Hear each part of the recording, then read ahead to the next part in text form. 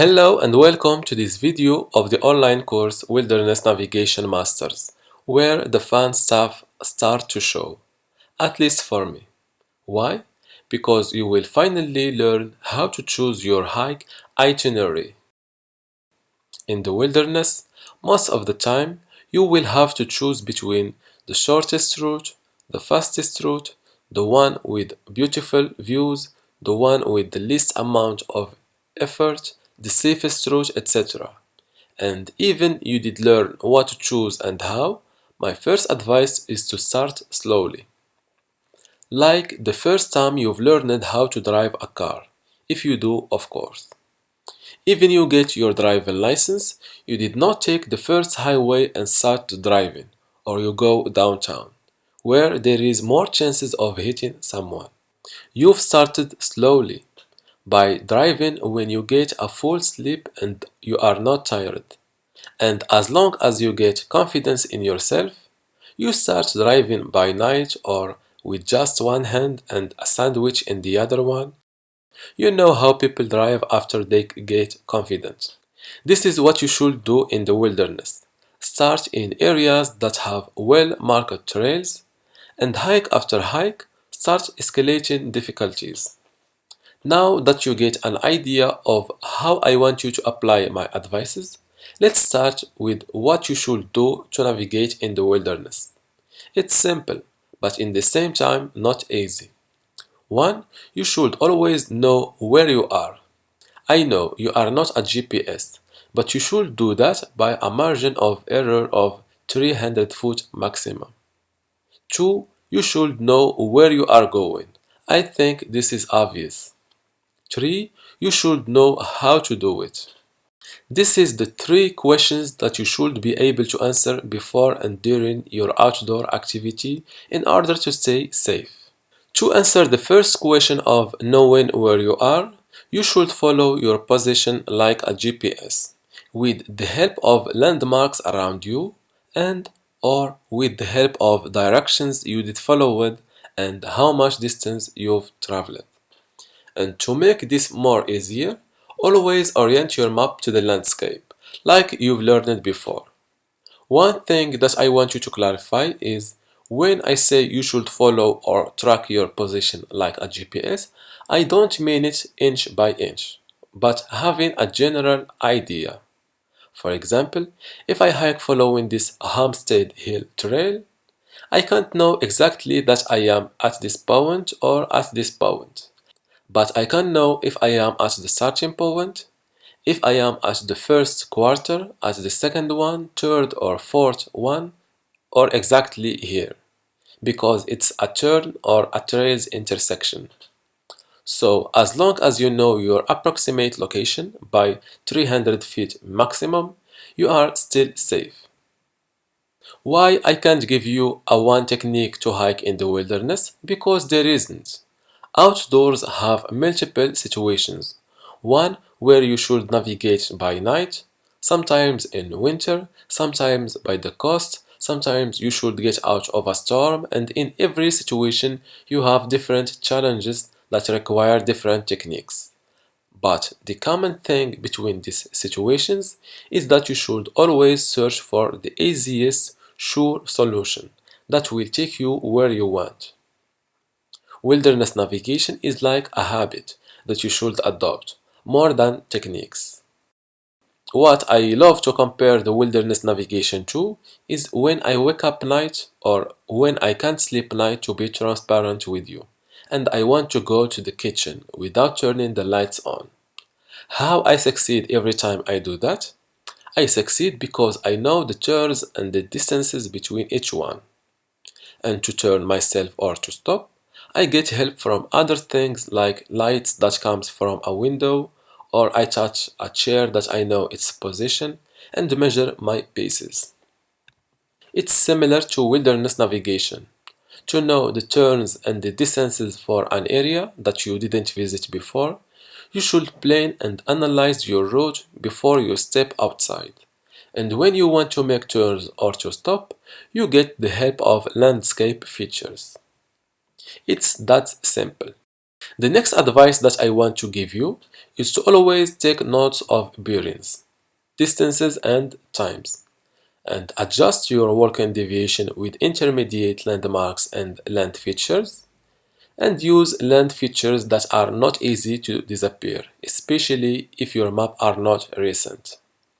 Because if you think that having to follow a trail on your map or one that you see in the front of you is sure and secure, it's not the case. Sometimes trails disappear after the grass grows.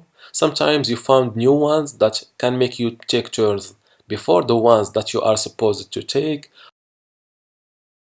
Moreover, during your planning, choose routes that you can retrace your steps on if you have to get back to a previous known location or your starting point. I think I did discuss why and how in a previous dedicated video. Now that you've started seeing how we navigate in the wilderness, let's get more deeper with in-depth advices and hiking examples. When you are planning and during your outdoor activity, you should not analyze, anticipate, and imagine just your itinerary. You should do it also for what's around it, because this is how you know if you've made an error quickly before you get more lost. During your preparation time, try also to see what landmarks, land features, and techniques that you can use in order to orient yourself. What are the difficult sections and areas where you should be more attentive? In the same time, think of the different scenarios that can happen, like getting an injury, a storm in your way, etc. And how can you get back to civilization, or how rescue can reach you, or just how to get out from the danger zone. The first example that we will practice choosing our itinerary on is this USGS map excerpt from the Elledge Peak Quadrangle. Let's say that you are coming following this creek and you want to arrive at this pond. What not to do, or the risky route, is stopping at this turn of the creek and shooting and following the forward bearing to this pond.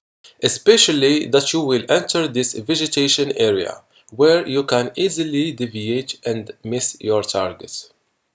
The second reason to not take this route is that your destination are not that big enough to see it from far away. For that, the most secured route is to follow this creek till here to minimize the risk of following a bearing. How can you make sure that you are at the center of this turn? You can measure the paces starting from this turn, or you can take the bearings of these directions, then adjust your position to the center. The next thing you should know before you walk to this destination is to count the required paces or the time frame to arrive. So if you don't find it in this time frame or with these required paces, that means you miss it and you should take south to return to this creek. The next example is this map excerpt within the same map quadrangle. Let's imagine that I am at this point A and I want to arrive at this guard station here. What I can do is to shoot a bearing and follow it. But there is a risk if I miss it, especially by the right, because there is no linear landmark to stop me. For that, my best choice is to take and shoot the forward bearing to this creek's intersection. If I deviate by the left, I will arrive at this section and correct my position. And if I miss it by the right, I can do the same thing. The important thing for me is this exact location are safe and easy to reach. After that, I can shoot a direct bearing to the guard station. Why it's safer from this direction and not from this one? Because there is this distinguishable land feature, the river, that is hard to miss in case I deviate when I was walking and I did miss my destination. The next map excerpt is from Panorama Peak Quadrangle. We are at the point A and we want to arrive at the point B. The most ridiculous thing to do is to think that you can arrive taking this direct route. Only birds and drones can take this route. What you should do is to follow this trail. And let's say for whatever reason you lost it or you did found that he disappeared after you reach this place. What you should do is to take the forward bearing to this swamp and try to reach it. It's big land feature. There is more chances to arrive at it successfully. If you found this section of the trail, you can follow it. It's better. If not, you can shoot again the forward bearing to this other swamp and reach it. When you succeed at that, get to this place next to the pond to adjust your position if you want to shoot and follow a bearing or to follow this creek up to the point B. Another route that you can follow to arrive at the point B starting from the point A is to follow this line at the direction of the peak and stop. Then follow the line of the same elevation in this direction. But it's not that easy to walk for long distance on the steep side of this mountain, especially if you have a heavy backpack and you are not experienced. In this video's exercise, I want you to open the web tool called CalTopo.